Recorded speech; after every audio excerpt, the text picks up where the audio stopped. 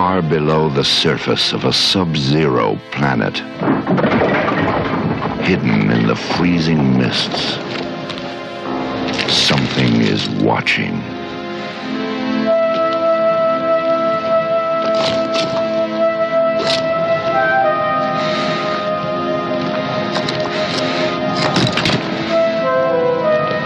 Something is waiting, breathing quietly in the dark, biding its time until the right human comes along. And then it will strike. Not just to kill, but to do something far, far worse.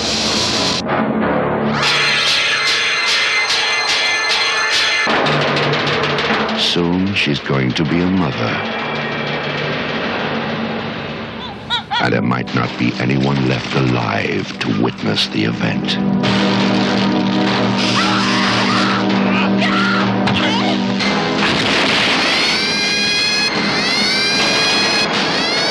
Which will be a pity, because it promises to be a very, very unusual birth.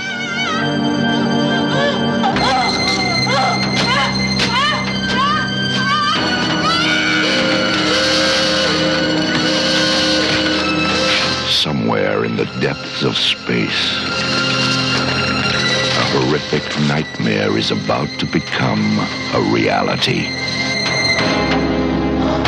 Inseminoid, a far from human birth. Although edited for television, tonight's thriller contains scenes of suspense and violence which may be unsuitable for young viewers. Parental discretion is advised. Copy from the September 1993 cover dated Dark Horse Insider number 21, featuring a Doug Monkey Division 13 cover. I totally had to flip through the book to remember what the heck that book was called. Marshal Law, new miniseries debuts. Secret Tribunal number 1 of 2. $2.95 US, $3.70 Canada, 32 painted color pages, saddle stitched, deluxe format, painted cover, monthly. Shipping September 14th, 1993. San Futuro's number 1 citizen is back. Marshal Law investigates the mysterious death of Luminous Lad during his indoctrination to the youthful League of Heroes. But you'd better believe those spandex punks are quaking with fear and loathing. Teamed with the Secret Tribunal, Comics' toughest hero hunter goes face to face with an otherworldly threat from beyond the stars. Be here when the good Marshal handles first contact the old-fashioned way, with guns blazing. And we mean big, big guns. Written by Pat Mills, 2000 AD, Sex Warrior. Painted illustration by Kevin O'Neill, Hellraiser. Painted cover by Kevin O'Neill. Yeah, Joe, you were collecting martial law comic books in 93. Yes. Did you get Secret Tribunal when it came out? I have all of it. Right. But I mean, were you actually getting it when it was coming out, or did you get it down the line? Like, did you actually pick up? No, I didn't buy it previews? Yeah. Back then, I didn't order previews. I would go up and I bought whatever was on the shelves, and I'm pretty sure I got them off of the shelves. And Mac, you didn't read martial law stuff back then, right? This falls into your I read cool. Marvel. It was not. No. I would get this from you. Yeah, I bought Marvel, but I would read your martial law stuff. But we didn't know each other in 93. No. Close. No, about 3 I wouldn't have years. been borrowing it from you until 97, 98. Yeah. Maybe Because I bought my first martial law at Phoenix Comics. The late Phoenix Comics. I've been there. You took me there a few times. I would not have been able to get there under my power because I did not have a vehicle at that time. But I remember going there. My uncle had bought it. I had an Uncle Bluto. And Uncle Bluto was the one that got me into comics more. And I remember we went there because he was going to buy, he had bought some stuff. And I think I bought maybe, it might have been back issue. I think they were like on issue 3 or 4. It was Epic, right? Of which one? The first series. The first series was Epic. That's correct. Yeah. So I think they were already on issue 3. And we're not doing a whole history of martial law. We're going to do that a separate thing. But I'm just saying, I picked up like the 3rd issue and liked the artwork that was on there. So I went back and bought the back issues. And I think I picked up like a milk and cheese too. Like I remember buying those because He's not asking you for your fucking receipt from 1994. Well, but I'm saying I was turned on to martial law even back then. And what did you have for lunch after that? Probably Whataburger or Star It Pizza. probably was Well, actually, Whataburger or Star something, Pizza yeah. because Star Pizza was Yeah, down the over street. Phoenix, yeah. Because I remember the hardest one out of all the martial law stuff to find, and this is a random kind of thing, is Martial Law versus Hellraiser. For some reason, is very hard to find. I would argue maybe not the first issue with the silver foil cover. I think more the second issue. Probably. And see, my recollection, I think that, I mean, I know I would have intentionally pre-ordered that 2-part miniseries from Dark Horse Comics. My recollection, too, is that I will remember it being solicited as Cape Fear. And I want to say they turned it into Secret Tribunal at some point between I think I remember Cape Fear. solicitation. Yeah, I remember Cape Fear. And that's Actually, the Cape story. Fear could have been the trade, couldn't it? Like No, a mini trade? it wasn't a trade because I'm not sure they collected that in a trade, to be honest with you. I have to double check to see. I want to say there is one with it's because there's a story that goes before it, Secret Tribunal. Well, they reference in the story The Hateful Dead, which had a tumultuous publication history, but I don't want to get too much into that because we're doing an Aliens podcast rather than a martial law one. I will say, though, that I liked martial law enough that I then immediately picked up League of Extraordinary Gentlemen almost, I think, from when it started. I Based where on you that followed League of creative Extraordinary team. Gentlemen. Yes, I wasn't aware. I see you watch That on your shelf here. I wasn't aware that you read League. that cuts me deep. I'm sorry. I don't. You and I collected that shit concurrently. I did not read League of Extraordinary Gentlemen. I've never I read did. League. I collected Warlock. I go old school, son. Warlock the Nemesis. Yeah. Old school, son. Yeah. I've never read League of Extraordinary Gentlemen. You want to borrow skimmed it? at I have the comic entire shop. fucking series. At some point. I'm just saying, we collected Astro City together. I thought League of Extraordinary Gentlemen was the other book that we got. No, I did get Astro City. That's correct. I forgot that you got Astro City. I remember that now. I remember you getting that one. I just don't remember League. I So picked that up a lot throws me. Astro City off of you. Probably. Yeah, you remember you turned me on Shit, to it. probably fucking Is that borrowed one- it. Probably that- borrowed it and never gave it back. No, No. I literally bought it from his store. Yeah, was like, he "You bought should it read from me. too." I don't get the joke though. No, because that one started before you and I were at the same comic Yeah. shop. We might have been at the same shop by the time that series started. I don't think I think I started Like the second maybe series, the ongoing series, I guess, because they had the Yes. 6-issue mini-series. Yeah. And then they started the ongoing a little while Yeah, later. and then I had to go back and grab the mini, and maybe even anyway, whatever. It was early. Tangents. So I pre-ordered these books, and being martial law books, they were not timely. They did not come out in a timely fashion. And what I recall happening is I believe that both Secret Tribunal #1 and Martial Law and Hell, which was the crossover, and it wasn't Hellraiser, it was Pinhead, Martial Law Pinhead. I believe they both came out more or less on time, and I got them as part of my pre-orders, and then the fucking bubble burst, and whatever shop I was going to get those books probably went out of business. And so I had to go scurrying to comic conventions, and that's where I finally found the second issues of those books. Oh, wow. And I definitely seen plenty of copies of Secret Tribunal 1 and 2 out there, mostly 1. There's a lot of fucking 1s out there, but I've seen plenty of 2s. I don't think I ever see Law and Hell #2 anywhere. I think that maybe the one I have is one of the only ones I ever did see in all my years of got 2 of retailing them. and collecting. I don't think I have 2 of them. I think I maybe have 2 of the first one. No, I have 2 of the Because first, 2 of because the of that second. foil embossed cover, I think that there was enough of those floating around. Yeah. But that second one, I just don't think it's out there. In part because I think it's very late. I had this weird thing where if I really liked something, I would not buy doubles to have like the collector one. It was like to make sure I always had copies to grab to read if I wanted to read. I have a plastic bag with all the martial laws in them. Mm-hmm. So before the trades came out. So I had like all of them put together so I could read them. Martial law is one of those series that I like to read back to back, everything of it. It's sad there won't be anymore, but Yeah. So people know because Kevin O'Neill died last year, November, of 2022. cancer, unfortunately. The first issue of this miniseries, according to Mike's Amazing World of Comics, was released on September 14th, 1993, which is already bad enough because people knew that we were taking on water. Second issue stated as being May 3rd, 1994. And again, I couldn't vouch for that because I did not get that on a stand because there were none of these on any stands. And what I want to say was there was a dealer that specialized in adult books. And then later on, when I went to work at a comic shop, I think it was the same dealer that I bought my martial law from was buying his comics from me as a retailer once I started working over there. You had Law and Hell, you had this book. Before that, you had The Hateful Dead and Super Babylon. And there's a lot of problems with the publication history of martial law, just getting the book out on the stands in the UK, in the US, especially getting it out on a timely basis. I do think that hurt that particular franchise. But what it might have helped is if they had successfully had a crossover with a property that was maybe had more exposure than Hellraiser and Pinhead. Yeah. That was always pretty niche. Never was like a big selling book. Did well enough. I mean, obviously Epic did a lot of Hellraiser collections and a lot of like anthologies and miniseries and such, but never huge. It was never on Wizards top 10 hot books list or anything like that. What had been on that list was Aliens books. Were you aware that whether you call it Secret Tribunal or Cape Fear was developed as an Aliens crossover with martial law? I got that about halfway through the first issue. Right. Well, I mean, you could definitely tell that the aliens were inspired by the Oh, aliens. dude, they're bursting out of their fucking chest. Right. I was like, first when you're like, we were gonna read martial law, Secret Tribunal. I'm like, why? So I'm Why reading that late this. in the game, right? Right off the bat, I was like, that's really weird to pick this randomly. So I'm reading it and I'm like, a lot of alien vibes off this. Like this, you got a team of Marines coming in. Okay, that's kind of weird. You got martial law. He's very wily. It felt like about halfway through, especially when they showed the creature like popping out of the ceiling and shit, and it's grabbing. I'm like, this feels aliens, and so I'm like, oh, this fucker tricked me into something. So now, when we got to the end, it was like fucking absolutely aliens. Like they're everywhere. They're blasting away. I'm like, oh, this feels like an alien story. But I still couldn't piece that that's what you were trying to do tonight. So, right. Asshole. And see, what's funny too is the entire time we've been podcasting, which as we discussed recently is at year 9, we've been talking about doing something with martial law. And then you read Brat Pack a while back, and you wanted to cover Brat Pack. And I felt like I'll be goddamned if we do a podcast for Brat Pack before we do a podcast for fucking martial law. And fucking photo finish, we're doing a podcast about martial law, and probably almost immediately afterwards going to record one of Brat Pack. So at least I got my way, and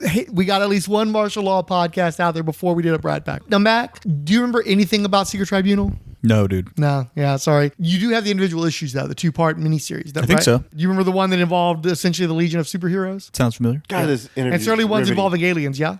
Yeah, sounds about right. He's you in this episode, I'm telling you. I'm fucking furious. I wanted to read the shit. Look, bro, I did tell you a month ago when we were recording that this was the next one we were going to do. I didn't realize that you You hadn't also read told me we'd do Brat Pack. We also told me we'd do Brat Backpack, like Brat Pack. But I did tell you. And I read it. I read this was Brat going to be Pack. the next aliens. When I we read recorded. Brat Pack, and then my kid found the issues and was looking through Brat Pack too, and he should not have been doing that. And I had to tell him to not do That that. was worse. Your kid was over my shoulder while I was reading martial law. This is not good. And there was a beaver shot. Oh, yeah. And I'm like, and trying to explain, this is an adult comic as I'm trying to put my hand over the screen. That's almost like it makes it worse. If you told them this was math, they would probably walk away. But you tell them they're not supposed to see it, and it's like they're little they'd probably- moths. They're like moths. Mr. Fix It. What do you hand me? Am I supposed to be flipping through this? You can flip through that. Yeah, you can go ahead and have a look. See, it's right there for you. Any idea why they would have started out putting together a crossover between, of all properties, martial law and the aliens, and then at some point the alien side would back out of the deal? Any theories about why that might happen? Well, it's Fox. I mean, let's be honest. Martial law looks like a fucking Nazi. That's not a good optics on your character. He goes around fucking murdering heroes. There's a lot of bush shots, a lot of titty shots. And they explicitly state these are teenagers fucking, and Yeah, we're seeing full frontal male and female nudity Well, no, there's a throughout point these where he issues. says in alien terms she is 16 and he's banging her. I'm like, that's Well, I mean, okay. technically, since she's genetically engineered, she's actually younger than 16. She's only physiologically 16. Yeah, so I was like, That's some okay. Mauritius shit there. I was like, okay, that's whew. But for the record, Very light. just in case there's any confusion, martial law, despite being offered, does not sleep with any of the genetically modified people or genetically engineered people. He sleeps with the X-Men knockoffs that are grown adults, but also, what do they call that term? Eubonics? Like, what is it? What is it? Eugenics. Eurythmics. Eurythmics. That's what. Eugenics. They basically, Pat Mills decides, because he'd already done Martial Law Takes Manhattan, which mostly took on all the Marvel heroes. Yeah. But I think he specifically was attacking the X-Men, which of course were the biggest property in he had comics the in that time Professor period. X character that's masturbating, and they're all about their genetic superiority and the people who are going to be leading the world. they're the next step in evolution. Yeah. There was a lot of things in this book that made it clear why Fox would have maybe not wanted to do this. But I also have to suspect that part of the problem was it was a creator-owned property, and I don't think that anybody on the Fox side could see what martial law brought to the table. Because this was a cult hit, but this was a book that was always controversial. Even professionals, comics professionals, had issues with this book. Factions Why of is that? they thought it went too far. It was too violent. It was too confrontational, too sexual, too everything. Did they not read any past fucking martial law comics? No, not this specific one in total. Oh. Like when martial law was at Epic, there were comic creators that thought that this book went too far and were not comfortable having it be published That's at Marvel. fucking martial law, dude. Like, But that's exactly it. It's martial law, and that's from the beginning. There were people who had problems with the book, even within professional circles. It's not like one of those things where it just went to a comic shop and some mom picked it up and was like, "How dare you give my child this book?" It wasn't like that. It was like literal comic professionals within the field thought that book shouldn't be published, or at least shouldn't be published by a major publisher because of its content. Taking that into account, it kind of makes sense why maybe Fox wouldn't want to do that. But I think the main issue is that martial law was always a cult hit. It was never a huge commercial hit, and I just don't think that they saw that the martial law side of it brought anything to the table. They probably weren't huge fans of all the superhero stuff as well. So I guess I can see from their perspective. Stormwatch. They did ultimately, but really, is that a superhero story or is that metahumans in a alien story? No, that was just a way to kill all those characters so fucking Image could start off fresh. Right. Just Or get- Wildstorm anyway. Or Wildstorm, yeah. Just get rid of all the characters. So what do we have aliens kill them? So what happens, generally speaking, in this story. Girl boy and fucking public. See, the thing is, you kind of have to know the martial law universe to realize that Public Spirit is an asshole, no matter who he is, how genetically he's made. Let's be honest. Garth Ennis just wholesale rips off martial law. If you really want to communicate to the general public, what we have here is Homelander Jr. It's the junior version of the character that martial law fought in the first miniseries. I never put that together. Yeah, he did. And he's the leader of their version of the Legion of Superheroes. Yeah. The martial law stories are already set in the future. I don't recall if there's a specific year or anything, but it's decades into the future at the time of publication. And superheroes are everywhere. Right. Anyone can be a superhero. Right. And most of them were created through science. In the case of martial law, he is a licensed vigilante. So it's sort of like a bounty hunter, really, but they treat him as though he's a cop. He was a veteran of a war where they would genetically modify soldiers to be optimal, kind of like the super soldier program. And most of these guys had mental problems and had breakdowns, not just from the situations they were placed in, but from the power process itself. And the particular character, Martial Law, he has grown to hate the whole concept of metahuman beings. Because he's a hero hunter and he hasn't found one yet. Right.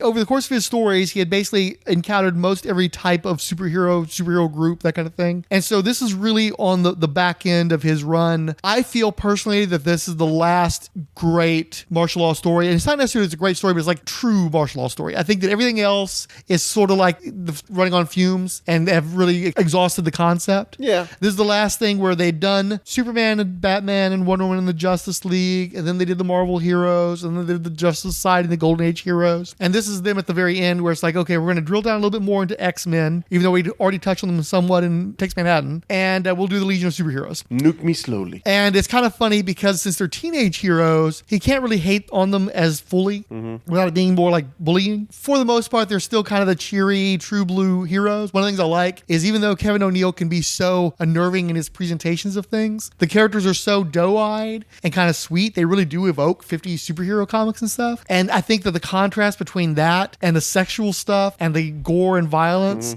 just makes it worse in the long run. It just makes it feel more transgressive because he can actually nail that 50s style and then just annihilate it with the darker stuff. I won't lie, dude. Right now my mind is blown because everyone is fucking digging on Homelander and he's fucking Public Spirit. Yeah. Fuck, dude. Yeah. From the original fucking... And honestly, everyone's like, oh, Homelander's so fucked up. Dude, Public Spirit is twice as worse, dude. He's fucking...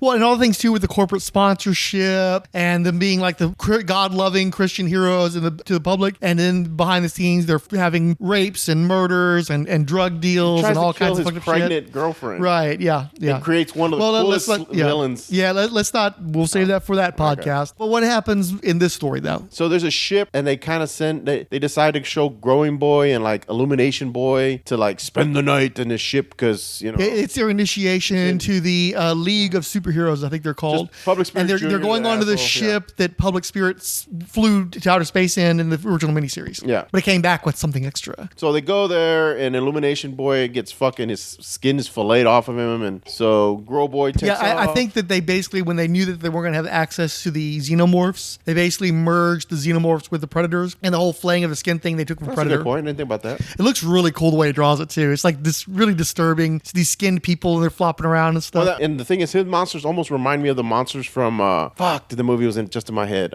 Starship Troopers. Those arachnid creatures almost had like that same look with the triangle-y looking head. Now, Starship Troopers wasn't out yet, though, right? I don't believe so. So it might have been taken from actual insects or maybe from the descriptions of them. But that's what I'm saying. It has that same book, look. Highland book. Oh, no, I don't say he took I've never read the Highland book, so I couldn't tell you if they visually were the same or not. I'm not saying he took the look, but that's the image. When I looked at it, I'm like, he might have been coming at it from the same perspective. Yeah, arachnid. Almost, hell, it might have inspired them, to be honest with you. Brood. Oh, sure, Brood.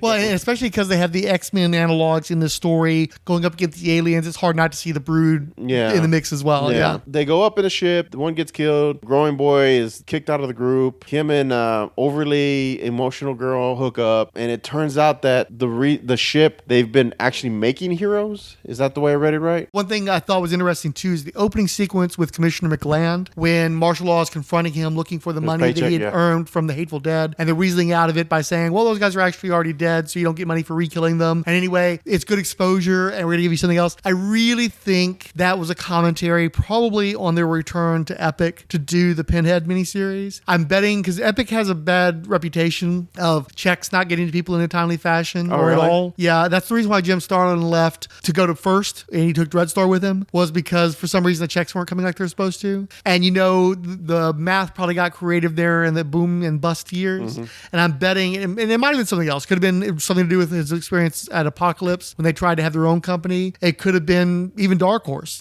but I don't know if they'd be publishing a book critical of Dark Horse at Dark Horse. So my feeling is that probably they were waiting for the money they were expecting to get from Epic for Pinhead. And they're like, well, actually, you got to come out with the second issue. And then we have to see what the distributors say and blah, blah. And basically, we're probably giving them a runaround. And then they're like, well, fuck you. I'm going to go do this book at Dark Horse and we'll come back to Pinhead when I have to. Marvel own Epic? Yeah. Okay. Wow. Yeah, but they're different divisions, and Epic was just a little on the sketchy side sometimes, it seemed, because Jim Starlin talked about that, and there were other political things going on, and I think that was probably because it didn't make a lot of sense within the context of the story, but it did make some context within it did make sense in that time period of the comic industry. Oh, well, the exposure is more important. Maybe you can get money off this crossover. Big licensing fees. What can we tell you? You only get so much money because the licensing fees were so high. It just feels like they got fucked around and decided to throw a little bit of a shade at somebody in the opening pages of this story. I think that's what was happening there. Copy from the Dark Horse Comics Insider, number 22, cover dated October 1993. Martial Law, Secret Tribunal number 2 of 2, $2.95, $3.70 Canada, 32 color pages, painted cover, shipping October 12th, 1993. It's alien fragging time for Martial Law. The teenage League of Heroes is being decimated by a horde of alien incubi, and it's up to Martial Law to save them. But can this hero-hating harbinger of fear and loathing function teamed up with the hyper-eager super team, the Secret Tribunal? And if slaughtering aliens and defending snot-nosed super teens weren't enough, Martial Law must fend off the romantic advances of Breathless, the Marilyn Monroe-esque heroine who recharges her powers with sex. But even worse for San Futuro's hero-hating lawman is when Growing Boy asks him the dreaded question, "May I be your boy companion?" Written by Pat Mills, Accident Man, illustrated by Kevin O'Neill, Hellraiser, painted cover by Kevin O'Neill. And the same month, they were soliciting the Ray Harryhausen Dinosaur print number 2 of 2, $99.95. Features what looks like Native American tribesmen and some sort of settler type guy fending off, a T-Rex and a rhinoceros, or whatever they call those things, the dinosaur things. I don't know about dinosaurs.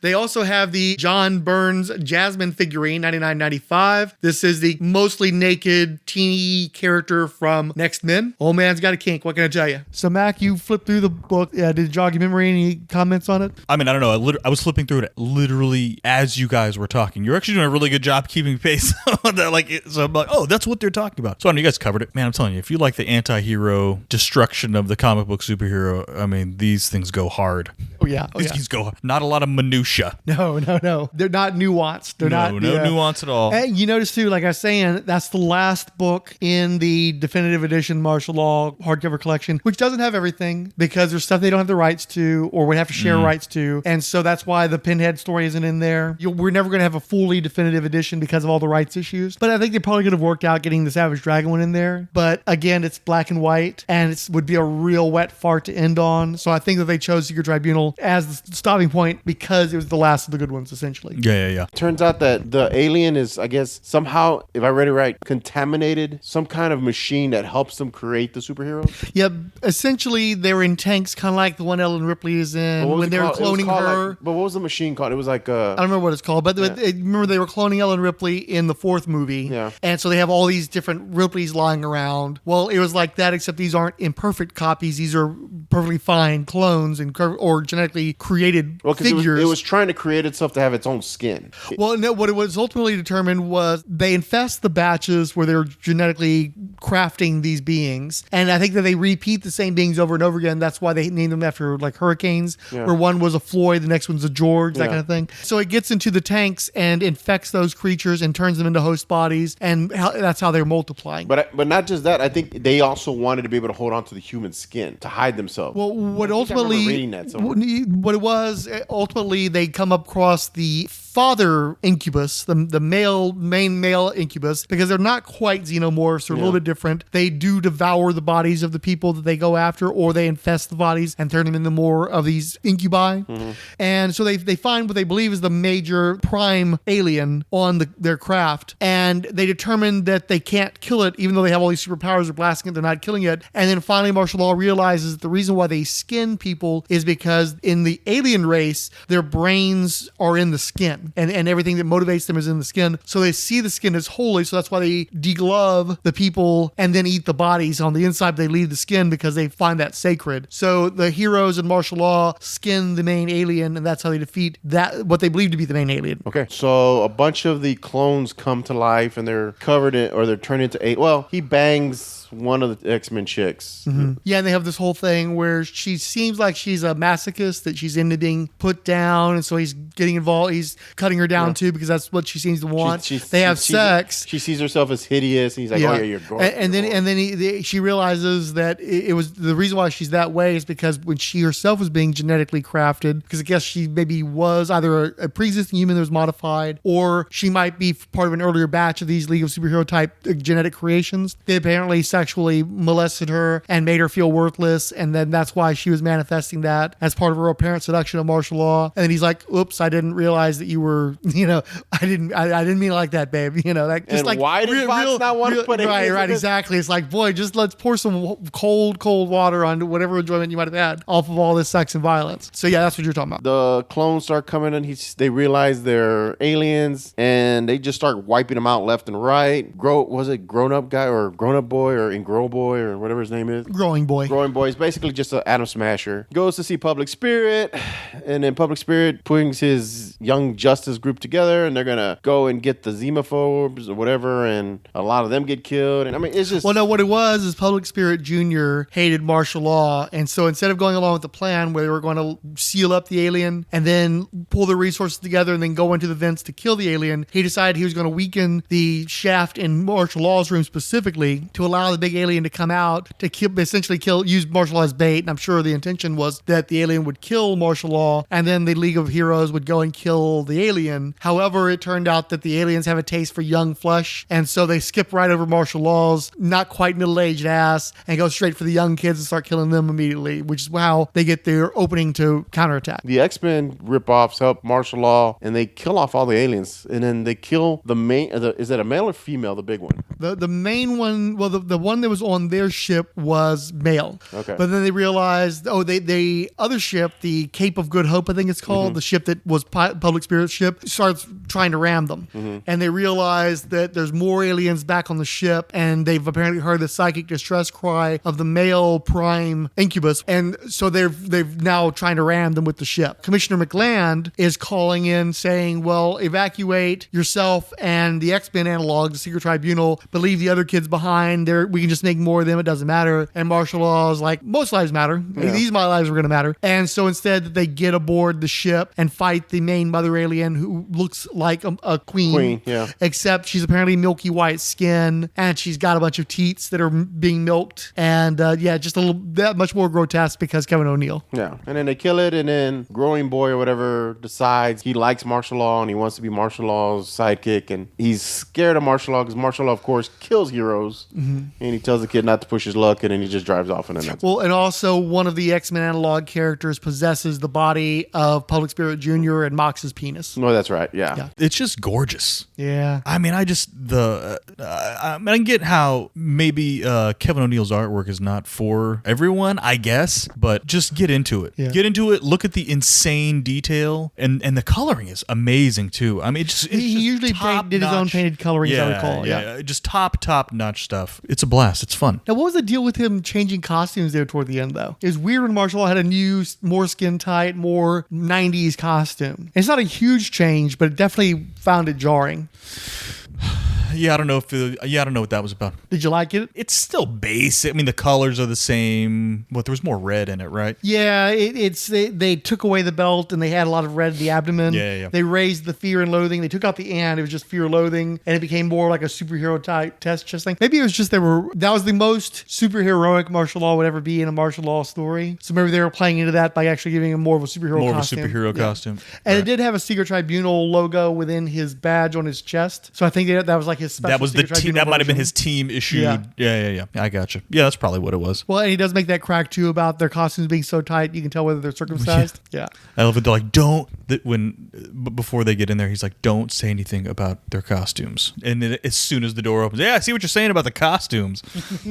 Well, that is like, he literally says, it's like you're talking about their dicks. Yeah. And he manages to reference both the costumes and their dicks in the same breath. Yeah. Yao Joe, what did you think about the variant costume? I didn't know. No? No. Didn't register? Martial law. Yeah. So, any closing thoughts? This is good stuff. It's just these are just good comics. I mean, it's not deep, like we were saying. It's not nuanced, but there is still a commentary before everyone was doing it. Yeah. You know what I'm saying? It's almost flipped where it's You look at something like The Dark Knight Returns, it's still glorifying superheroics, it's still glorifying vigilantism. There have definitely been parodies of superheroes going back forever, really, but mostly they were very gentle. They weren't really particularly biting. Obviously, Watchmen is the most Yeah. Oh, popular and clearly version of that. martial law is adept to Watchmen, but Watchmen is still taking it very seriously. Right. And there is an element of melodrama there, where martial law is just absolutely taking the piss out of the concept of a superhero. All of it's bad, and all of it needs to be thrown in the rubbish bin. They have no tolerance, no patience for any of this shit, and they're just looking at it from the worst possible angle. And that's where most of the joy comes in, because it's just such pure, unadulterated hatred that even if you don't agree with their perspective, it's still fun because they're obviously just having a gas, ripping this shit to shreds. Yeah, and we were just talking about how the costume changes, like his superhero costume, but martial law's costume is phenomenal. The design is it's just so good. You're never getting martial law confused with fucking anybody. Right. You're not getting him confused with Judge Dredd. Even though he's clearly a fascist and something of a Nazi, but he doesn't look like any fascist or any other Nazi out and he's there. not Judge Dredd. Nope. It's not even anywhere. He's just his own thing, and it's great. I love these books. Crack me the hell up, dude. They're fucking hilarious. They're brutal and hilarious. It takes you 15 minutes to blow through one of these things. Like, it's not long at all, but unless you're really, I mean, honestly though, you can flip back through it and just look at the art and basically go make 2 whole passes through it. But no, this stuff's great. It's a blast. It's a blast to read. It's so fun. People, go read Martial Law if you haven't read Martial Law. It's great stuff. Between the Pages blog, Philip Spy Vinyl, Billy Hines, who added, never read this, in which I had, Love Arcudi and Monkey. I wasn't an early Aliens comic fan, as the art rarely came close to the covers on Genocide and others. Somehow never got to Stronghold. Sounds worth a read. C.H., Chris Dunford, Chris Lydon, The Comic Crush, Dear Watchers, and Omniversal Comic Book Podcast. Del Dracula, who added, I have those Madman bubblegum cards somewhere. Dim Conkey, Dirk Ashton, Ed Moore, Harvey the Dog, History of Comics on Film, Illegal Machine, who wrote, I was at that showing of Aliens vs. Predator with you guys too. I booed the screen when it was over. I was Joe Is. John Zajdel wrote of the Music of the Spears episode, Hey Frank, just a word in your ear. Very appreciative of your deep dives into the material and all the unique points of view the network shares. One possible revelatory strand that eluded you in the title of the book. There's another likely illusion it was making beyond Pythagorean implicature. There's an account of the Zulu rise and fall titled The Washing of the Spears that I think held some meaning behind the title. It may add to your understanding of the work, or perhaps the author liked the mashup of the better known phrase, a pun on the universality of the notion of notation. Thought you would appreciate the trivia. Love and kisses, John. Julia Roll, Rainbow Edition. Keith G. Baker. Lamar the Revenger. Marvel NDC. Mike It's in Aliens to Me. Moose Matson, the hobo with the high kick. Movie Matt Royce, who added, this is one of my favorite alien stories. It's somewhat similar to Rogue, but I was just happy to read a Dark Horse alien story that didn't end with, and then a massive explosion killed the rest of the cast and wiped out the hive. Pavel L., Rihanna Mike, Richard Field, Siskoid, Socially Awkward Orc, Specs, Superbound, Talk Nerdy to Me, Oofta, who added, can't wait, listening now, my favorite Aliens book, My Bad, should have told you. I thought it was a later story towards the end of the Aliens Dark Horse run. And finally, Zwick Jameson. This has been the Rolled Spine Podcast. All audio samples are believed covered under fair use laws. No copyright infringement is intended. Coming in July. Dark Horse presents Aliens Berserker with guest Illegal Machine.